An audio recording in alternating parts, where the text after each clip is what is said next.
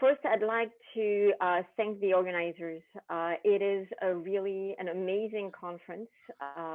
The first day, I learned a lot, and it is also a field where we're bridging so many different fields. So going from a biological system and all the complexity that goes with it.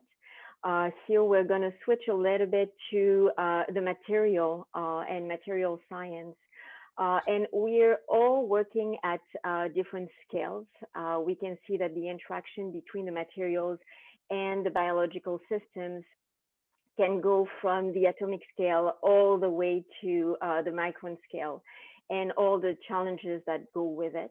Also, we go from time scales of a few picoseconds to nanoseconds, depending on what we are studying.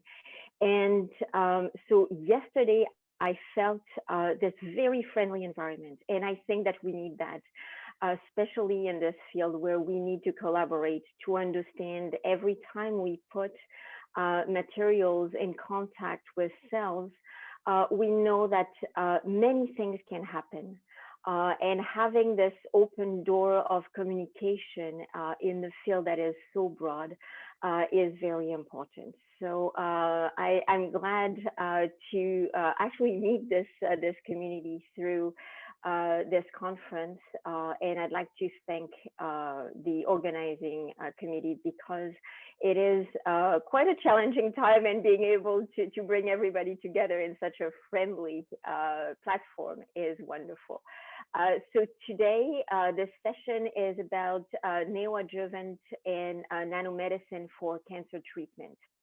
And we'll go more into, as I said, the material side of things and the interaction also with biology, with organic and inorganic components. So that I'm very excited to hear all the speakers today. And we're going to start with Clare Hoskins, and she's from the UK, so I'm guessing that it's the afternoon for you, and I hope that you'll be able to stay for the entire day.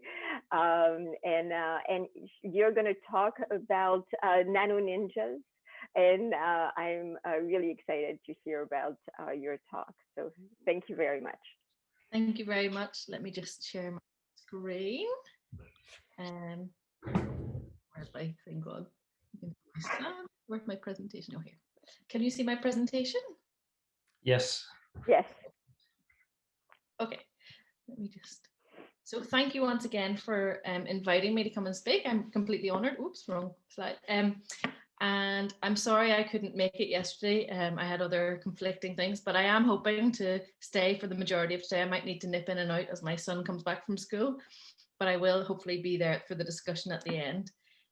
So I'm going to speak to you about some of the work that we do in Glasgow and Strathclyde on the programming of nano ninjas for pancreatic cancer therapy. So this is our building in the city centre of Strathclyde, the Technology and Innovation Centre. And I only moved to Strathclyde in November 19, just before the pandemic hit. So I've actually been working at home more than I've been in my office, which is unique. But yeah, this is where we're based. So this is my research group, and these are the guys that have carried out most of the work, and I'll take complete credit for them. So this is my group at Keele University in the School of Pharmacy, and this is my group currently. I'm just growing it back up since we moved. The research that I carry out in my lab all comes under the umbrella of nanotechnology. So we've got various things that we're interested in, mostly healthcare technologies and mostly pancreatic cancer. But we also do some other studies on looking at how we can translate those medical therapies over towards food security and crop protection. So how we can get rid of nasty pesticides, for instance, and formulate biorationals. But in order to give anything in healthcare, so giving something to a patient, or indeed people ingesting something after it's been sprayed in crops, we need to really understand nanotoxicology. So what effect does this nano have on the environment and on people? So we also do some work on nanotoxicology. Oh. Yep. So in healthcare technologies, the biggest thing that we're interested in is cancer nanomedicine and drug delivery. So we work a lot with image-guided therapies, laser responsive thermally activated systems, and we've built up quite a repertoire of different systems based on whatever molecule we're trying to formulate and deliver at that time. We've also got a growing interest in antimicrobial therapies and regen med, and also spinning out some of our technologies towards cardiovascular medicine. And as I just mentioned, in the food security, we're looking at how we can protect crops from insects by spreading more environmentally friendly protective agents. And these are quite often essential oil-based and very volatile. So we want to formulate them to give them a controlled release so that when farmers spray them in hot countries like Brazil, they don't just evaporate into the air.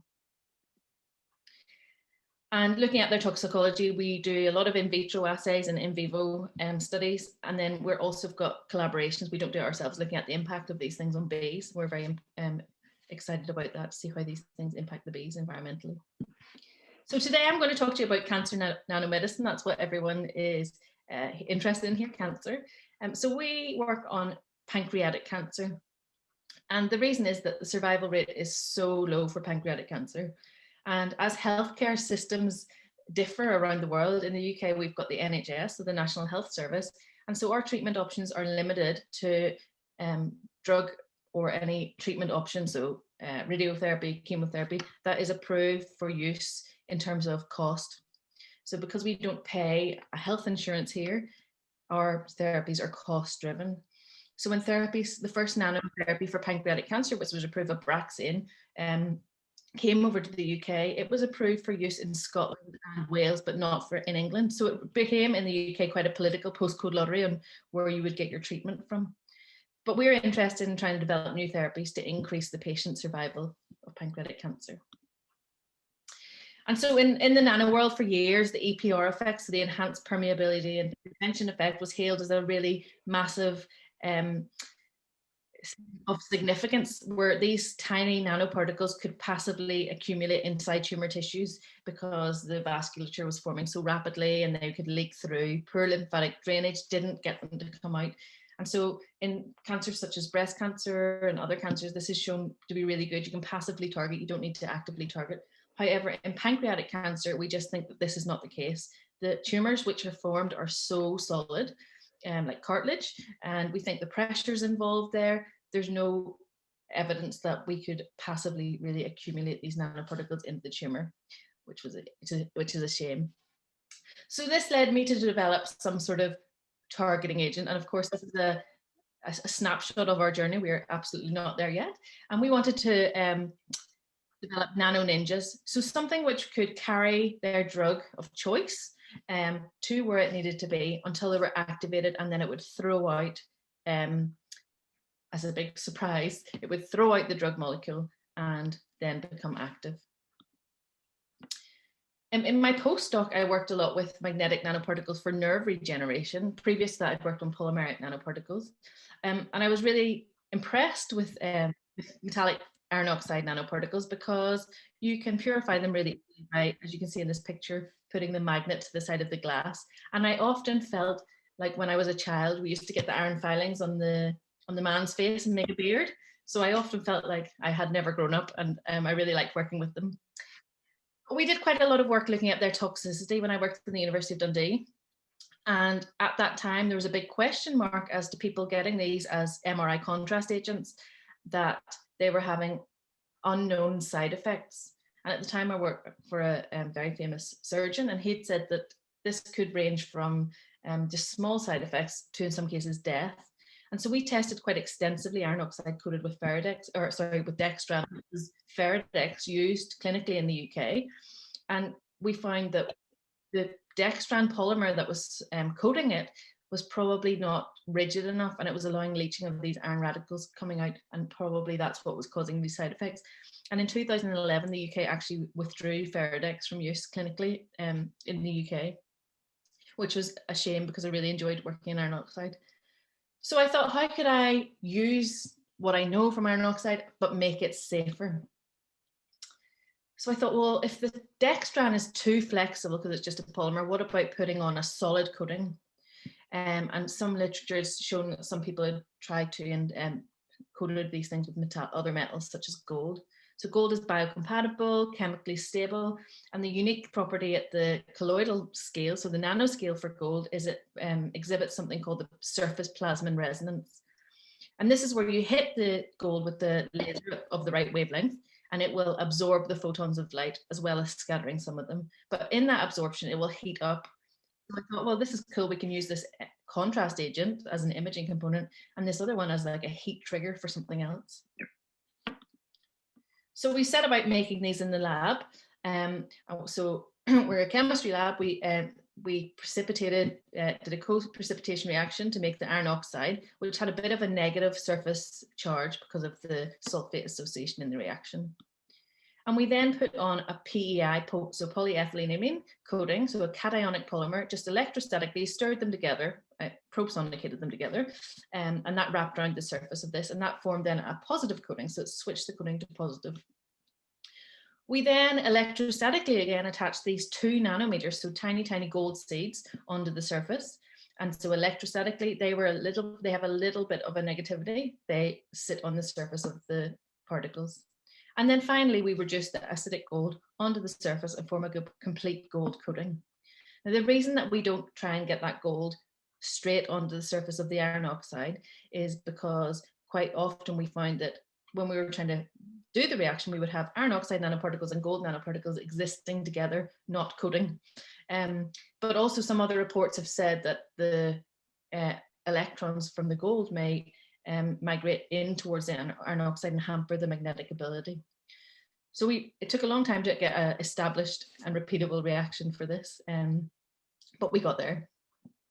So this is a little cartoon showing you the different steps. So A1 is the iron oxide, then it's got PEI, and then you can see the bubbly surface here of the 2 nanometer gold seeds. And in high resolution TEM, you can just see that surface is quite rough.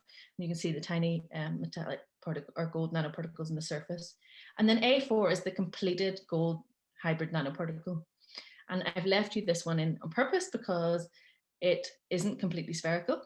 And that the reason I'm leaving this in is to show you that if we kept adding the gold, we could get various anchor points around that surface, and we would actually end up forming gold stars, which do have their own advantages for other applications. So we sent these away to a clinical MRI to see did they indeed have contrastability. And yes, indeed, they rivaled Feradex. We got the same T2 contrast as Feradex did, so we were quite happy about that. And then the next thing we wanted to see was if we hit these with a laser, would they even heat up? So we hadn't tested this before. So we, in a quite crude experiment, used a tattoo laser removal system. So it was a 1064 pulsed laser.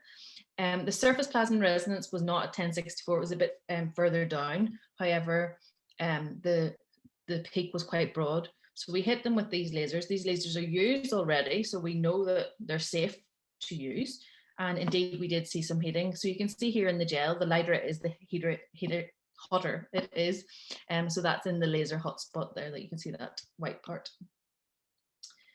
So then we wanted to incubate these in cells and irradiate them and ultimately test in mice if we heated them, do they still heat up in tissue and not on agar phantoms.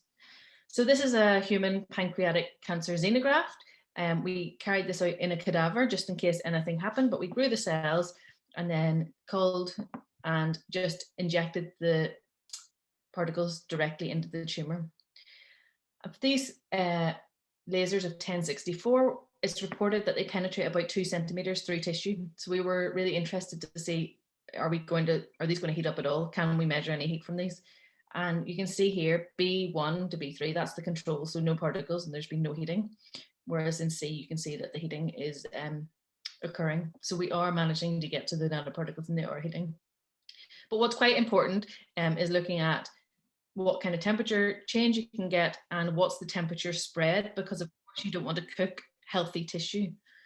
So we were aiming for a temperature increase up to about 44 degrees. So we didn't actually want to cause ablation. We just wanted to trigger some sort of drug release. So we're seeing here that we can get about a 10 degrees temperature change at 50 micrograms per mil. And the temperature spread was going over about 1 centimeter each side of the tumor hot or the laser focal point. So we were pleased that we'd made what we thought would work, and then decided, okay, what are we going to do with these things? So there was a few various options. So type 1 was to use them as a heater, nano heater for cellular hypothermia. I was in a school of pharmacy at the time, so I thought that's way too easy. We don't want to do that.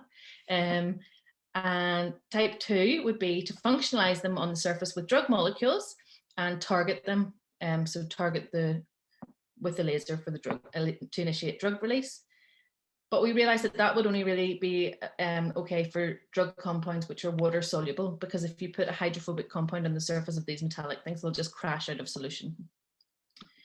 And type 3 would be to incorporate them in larger macromolecular systems like liposomes or amphiphilic polymers. And that would be for if you wanted to deliver a hydrophobic, so a non-soluble drug compound.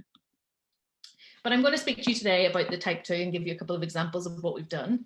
So these are where your compounds or your drug molecules were immobilized on the surface of the particles. We hit them with the laser, this heated up the particle, and that initiated the drug release. So there's various mechanisms that you can do to conjugate your drugs onto these. And the first one is to have a thiol on your drug, and that will form a dative covalent bond, but that is not going to break. So you would have to be okay for your drug molecule not to come off. And for our application, we wanted our drug to come off. So we tested two other routes. One was simply an electrostatic interaction. So a charge, we would get a cationic drug molecule and put that onto the surface, which was still a little bit negative, or to make a more sophisticated chemical linker, degrade with temperature. And I'm going to give you an example of each one. So the first one, we used a novel drug compound. So my PhD supervisor, Paul Kong, in Gordon University in Aberdeen, he has been working on bisnaphthalamide-based drug molecules for the last 20 years, looking at trying to create more potent DNA intercalators. And in my PhD, we formulated one of these really, really insoluble compounds, but I went back to him and said, Paul, do you have one that is soluble? And I was aware that they all had these polyamine chains, and I thought that that would give it enough charge. So we tested quite a few of these, looking at the positive charge from this interacting with the hybrid nanoparticle. Could we attach that onto the surface, and would it come off again at temperature? So this was the best one out of all of them. I'm not going to show you all of them, but this is the one that we got to work really well. So it's got 4 primary amines in the polyamine chain here. And the principle was we just stirred this with our hybrid nanoparticle. The drug just attached through charge-charge interaction. We would heat it up with the laser, and that heat would be enough to break that threshold binding with the drug and release the drug. And that would be our explosion, the drug coming off from the Nano Ninja. And we did find that the drug came completely off at elevated temperatures. So then we wanted to test this in cells to see, okay, well, what does this mean for cells? And we put them into pancreatic cancer cell lines, so BXPC3 and PANC1, and we compared them to the free drug themselves. And what we found was consistently in the 2 cell lines that the nano formulation was a lot more toxic than the free drug. And we think that's probably because nanoparticles are going up via different mechanisms, such as endocytosis, whereas the other one's going through other processes which may be a little bit slower. And so that makes sense that it's more toxic, more is going in, and we verified that with cellular uptake experiments for drug. We then differentiated U937 cells to mimic human macrophage cell, and we got the reverse. And although this looks really good for us because our hybrid nanoparticle looks extremely safe in these cells compared to the free drug, I think this is definitely a false positive, because once you differentiate U937, their proliferation rate is so slow that the endocytosis may be occurring so slowly that it doesn't mimic anything. So I would take that value there with a pinch of salt. But we wanted to then test if we heated these up, then what happens? So do they become more toxic when you heat them up and the drug comes off? And indeed, we saw in the pancreatic cancer cell lines that the IC50 was lower after they've been heated than just non-heated. So again, we're getting a more toxic formulation, and that's because the drug is not immobilized anymore and it's coming off. So that was quite exciting for us. we then wanted to put these into some sort of mouse model to test whether, okay, this is on a cell line. I'm quite skeptical about 2D culture for particularly nano things because gravity takes place. Does that encourage uptake, shall we say, or does it mimic anything from real life? So we formed human pancreatic cancer xenograft models, and I'm aware that this is probably not the best model to use, but for proof of concept, it was the most humane one. So we grew the xenograft tumors on the back flank of the mice. We then mimicked a gemcitabine regime. So we had one treatment per week for 4 weeks, and 24 hours after administration, we hit them with the laser for 20 seconds only. Now, I should say that we developed these for local injection. At this point, we were not targeting anything. We developed them for local injection, and we did intratumoral injection, which is not easy in a pancreatic xenograft because it's like cartilage. But yes, we looked for direct injection. And what we saw was that in the control, so with and without laser, these look similar. So that's saying that the heating, there's no heating effect in normal tissue from this laser. It's only when it hits the nanoparticles. So the laser is having no detrimental effect to tumor growth. And you can see here at day 21, the tumors, the mice had to be culled because the tumor was meeting the humane limit in the UK. So we could no longer keep the mice alive, but they would have gone a lot bigger given another week.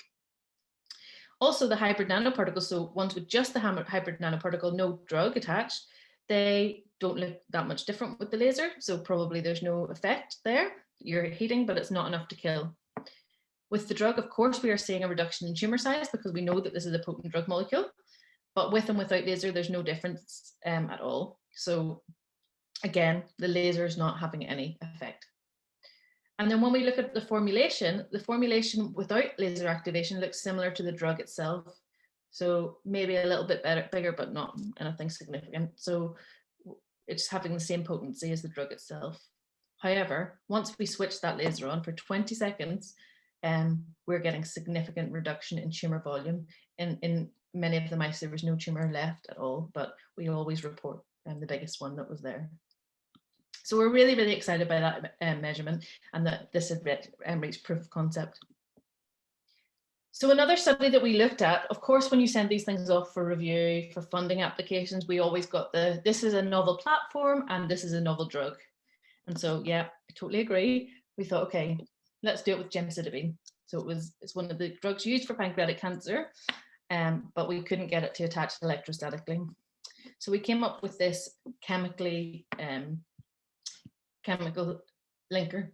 So this is based on what's called the Diels-Alder reaction, where you've got a furan molecule which reacts with the maleimide. And when these come together, they couple, and when they heat, that reaction is reversed. So you undergo the retro reaction, and you will liberate this gemcitabine here in black, but it will always have this maleimide linker chain. So that's the small payoff for this method. You're modifying the drug itself. But what we found was we got very good drug loading onto the surface, and indeed, when we heated it up, we got almost instantaneously drug came off. We got a little bit of drug coming off at 37, but like most of it just came off when it went to 44 degrees instantaneously. And again, we underwent the same studies, and here in the in vivo studies showed us that we got a 56% tumor reduction compared to the gemcitabine normally when we had the laser activation. And so this study doesn't look as impressive as the previous one because the tumor's still prevalent, but this is using a drug that's already clinically used and improving it just by delivering it better. And then in 2017, after we'd finished that study, we think, okay, we're maybe going to look at active targeting it to see if we can give it intravenously and where are we going to go next. But this paper came out in Science, which was really interesting to us. And it was saying that there's a lot of intratumoral bacteria in colon and pancreatic cancers, and this is degrading gemcitabine before it can get into the tumor cells. And that may be why only 27% of patients in pancreatic cancer studies have an effect. So we thought, well, can we switch that from gold to silver? So we started looking at changing the surface from gold to silver, which wasn't an easy task, and took us quite a while. Silver is notoriously more difficult to work with. But we have managed to form the silver hybrid nanoparticles, so you can see them here. This is the iron oxide, the silver seeds, and the silver coated particles. And we also have been able to show that the temperature will increase from the same kind of surface plasma resonance with silver as it does with gold. And we were worried that it wouldn't increase to the same extent, but it has increased to what we would need. So we're pretty happy with that. And we just did some very brief studies to see whether these particles were antimicrobial, because silver, the rationale for changing that surface to silver was because silver has an inherent antimicrobial nature. And we were showing that, yes, the hybrid nanoparticles themselves have an antimicrobial nature. The gemcitabine itself doesn't, which we didn't expect it to, but once it's decorated, there is still that nature. So the rationale here is that we would kill that bacteria upon administration. Gemcitabine would then go about its merry way into the cells and have its effect. But this is an ongoing study and very early days. Right now, we've got a student in the lab working on this, so we haven't got too far with it. So I think it's really important in science to talk about the limitations of your work as well as what's gone well. So we set out to make this nano ninja, which was a little bit stealth-like, not that toxic, until we told it to activate with the laser. But actually, what we saw in those in vivo studies is that they had around the same toxicity as the drug molecule, the free drug. So we want to make them a lot more safe. So instead of this first guy who you can see his bomb cargo, this guy here, we want him to be more stealth-like this. So we want to make them way more biocompatible before activation, so that they could maybe be used later on as a theranostic. So the ongoing work in this is looking at the active targeting and surface optimization. So we're very aware that silver is a lot more toxic than gold, and that has to be mediated. So we can do that with various thermoresponsive polymers, and ultimately as a payoff between efficacy and toxicity to see whether we can get these to be safe. And we had quite a large scale imaging in vivo study planned to look at the pharmacokinetics, where did these things go, accumulation, before the pandemic hit, but that's just been put on hold because we can't get into the lab yet, unfortunately. And then also looking at the manufacturing scale up. So we work on a small scale in our lab, but we want to know, can we use microfluidics, for instance, to try and make large batches of these, because that would be very important moving forward. So I just want to acknowledge all the people involved in this. Of course, I do not do this alone. This is my group, past and previous, and also some collaborators. And of course, I cannot do any work without funding, so always have to acknowledge the funders that have contributed to the work. And thank you very much for listening. I'll take any questions that anyone has or any comments that they would have.